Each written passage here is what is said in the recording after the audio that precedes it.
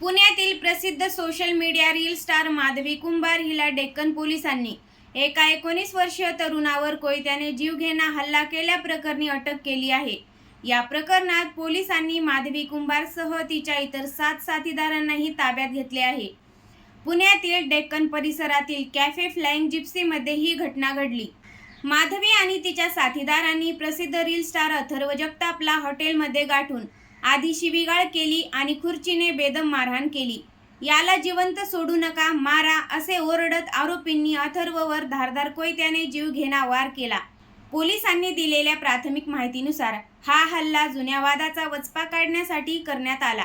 काही दिवसापूर्वी सातारा येथील प्रसिद्ध कास पठार परिसरात त्यांच्यात काहीतरी वाद झाला होता। त्यानंतर इंस्टाग्रामवर त्यांच्यात कमेंट्स आणि रीलच्या माध्यमातून वाद वाढला होता। याच जुन्या वैमनस्यातून माधवी कुंभारने तिच्या साथीदारांना गोळा करून पुण्यात अथर्ववर हा हल्ला घडवून आणला।